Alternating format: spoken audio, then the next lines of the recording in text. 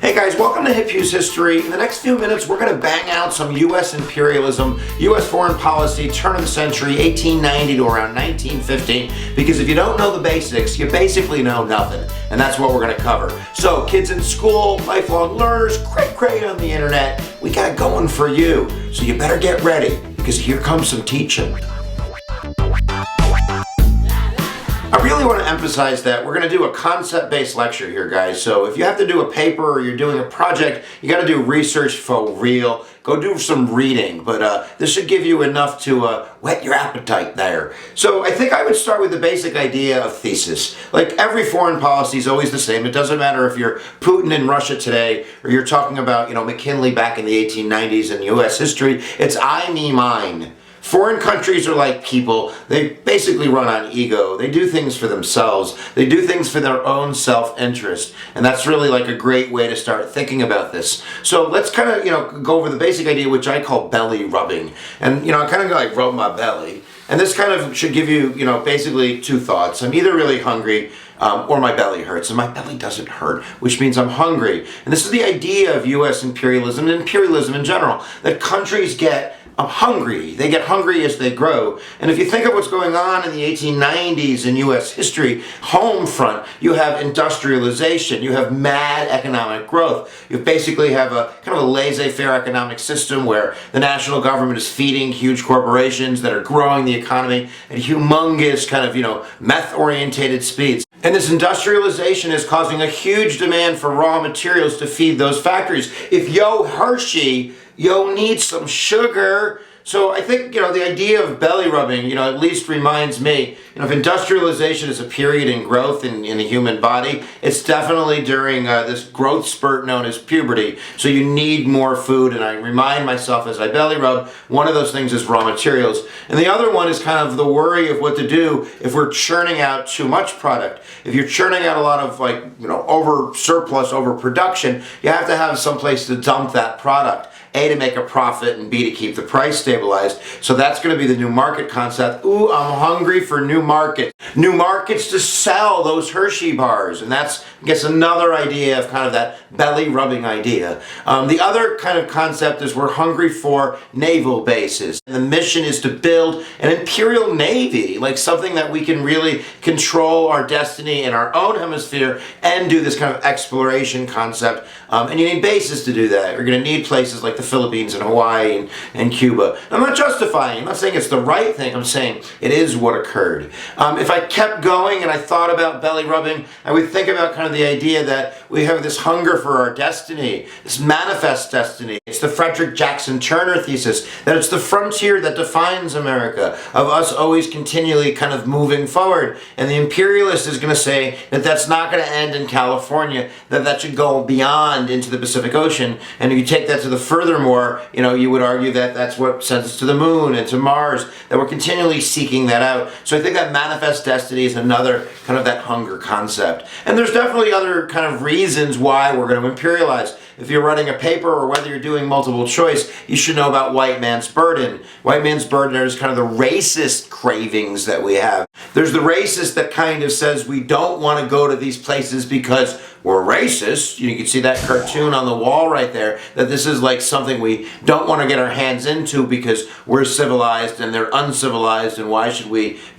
walk with the uncivilized? But white man's burden, and this was a poem by Rupert Kipling that Theodore Roosevelt praised. He said it was bad prose but great meaning. And basically what he's saying in this poem, he's an English poet, but he's basically saying that we need to send forth the best that we breed, we white people breed, in order to civilize the lands, to school the people, to make it a better world, because that's on us. It's white man's burden. If you look at the cartoon right there, it's a horribly racist cartoon. It's horrible. And this is basically Spanish-American War, where this character that kind of looks like Theodore Roosevelt has this human being that kind of looks like a monkey slung over his shoulder, and he's walking him up to the schoolhouse of kind of civilization. This is white man's burden. So I think that if you pack those reasons in, you have really great concept that we're hungry, right? We're hungry for raw materials and new markets.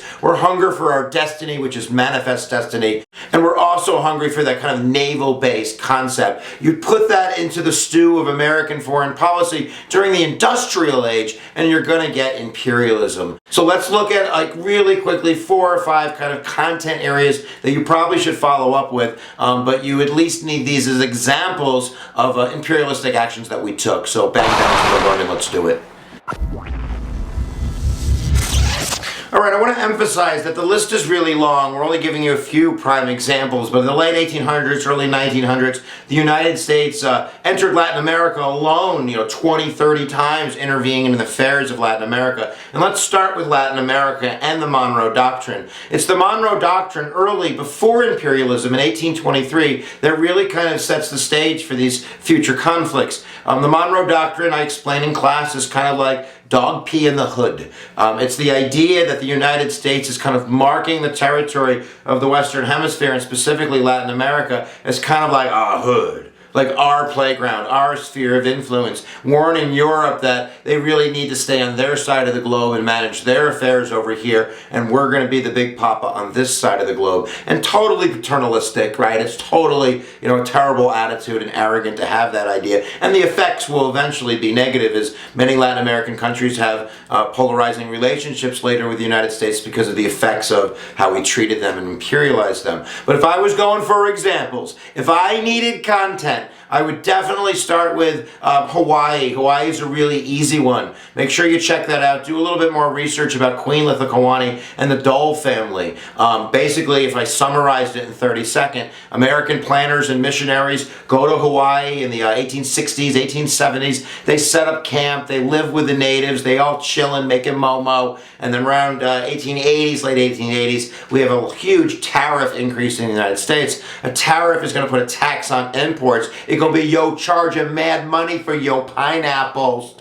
And basically the concept is that big business and these plantation owners, they are going to take over the government of Hawaii for their own self-interest and have the United States eventually annex Hawaii, to avoid the tax, but also to expand the empire. There's a lot of racist talk from William McKinley when he talks about Hawaii, and he talks about how upset he was. It was a crime against white civilization when William McKinley first didn't annex it in 1893. And of course later it will be annexed. So I think Hawaii is a great example if you use that idea of kind of pineapples and belly rubbing. Another great example is Panama, the Panama Canal. Do some research on that puppy. Panama Canal is actually built through Colombia. And there's a really kind of in-depth layered story about the United States dealings with Colombia and the rejection of the offer to build the canal there, and then the United States support for the Panamanian rebels that created the state of Panama, which then the United States kind of, now can we do it? That's imperialism as well. I think that the stark difference between colonialism, which you learn about in 10th grade, and European colonialism, and American imperialism is the difference between putting a flag in the land and putting a flag up somewhere else. You're basically still controlling the land, but you're not making it really an American entity. And that's the situation with the Panama Canal, or that's going to be the situation in China. We don't want to take over China, but we certainly want that new market. That's going to be the open door policy. Again, late 1890s, the United States wants to make sure there's not a monopolization of trade with Europe and Japan and China. We want to get our hands in there. So, Boxer Rebellion, military action, the United States is going to make sure that we have access to the humongous country so our businesses can kind of prosper off that concept.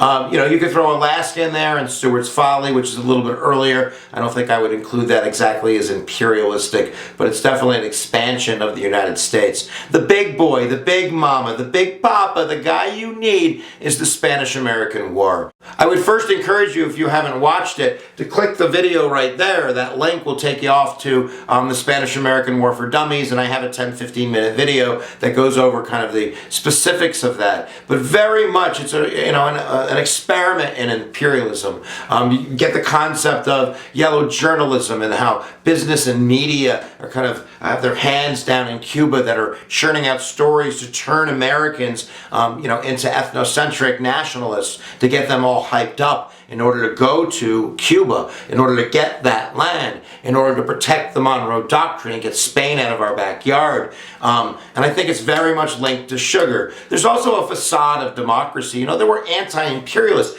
people like Mark Twain, who were like, yo, this is wrong. And the United States going to great lengths to convince America that we weren't being greedy, imperialistic people, that we were being like Jeffersonian democratic expanders. And that's why we were going there. That's the Teller Amendment. Always remember, tell her, tell Cuba that we're the good guys, that we're going to free them from the tyranny of Spain. So definitely get that concept of yellow journalism and nationalism, jingoism, ethnocentrism. We're all beating on our chest, and then the U.S. made, and then the United States 6-week war in Cuba. We have the Rough Riders and Teddy Roosevelt. But bang, bang, at the end of the day, that Platt Amendment, which is kind of the amendment that is passed after the war, is going to totally control Cuba for the next 50, 60 years. Guantanamo Bay, we're going to get Puerto Rico, we're going to get Guam, we're going to get Philippines, which is, yo man, on the other side of the world. The Spanish-American War is definitely going to bring us fruits of imperialism,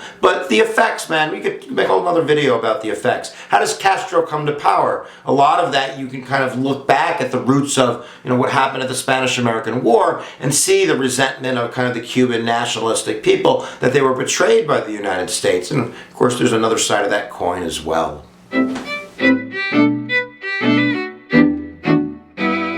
The effects of imperialism, let's kind of shorten this up, guys, and do kind of like a plus and a minus. The plus is going to be economic. The plus is those businesses are going to get those raw materials. They're going to get those new markets. We're going to get those naval bases, and we're going to be able to have a high GDP and a higher standard of living and a growing middle class. I, me, mine. The negatives are going to be them, and them. Because, of course, if you're living in one of these imperialized countries, it's your land that's being kind of subjugated to American business interests. And it's your government that sometimes are not going to be great fans of democracy. We're going to find a friend in the United States because of the close economic ties. And also, I think for the United States, there's going to be kind of a negative effect of people's views of the United States. We're not going to have a great reputation in Latin America for years to come. The people of Cuba are going to look at us cross-eyed for years because of our footprint and our actions in the Spanish-American War, especially post-Spanish-American War, and especially around the world. Look at the Philippines. There's huge anti-U.S. feelings in the Philippines after the Spanish-American War. There's a Philippine insurrection. You could even go to the Bataan March of Death in World War II and trace that back to the roots of imperialism. We could talk forever. But belly rubbing, baby. If you do I, me, mine, and you rub your belly, but no one's watching because you're gonna look cray-cray, you should get the general idea of U.S. imperialism. When does U.S. imperialism end? It's when World War I breaks out, and if I'm doing a dance and I'm rubbing my belly, my next move is the turtle. And I'm gonna go down into that shell until I'm gonna come out for World War I and dance more for you. So there you go, guys. That's U.S. imperialism in a nutshell. Remember, guys, if you don't know the basics, you basically don't know what's going on. Now you know what's going on, a little bit at least. If you haven't checked out HipHughes history, click my face right here. Take you off to a whole bunch of videos. And where attention goes, energy flows. Thanks for watching, guys. We'll see you next time. Do the teaching on the YouTubes.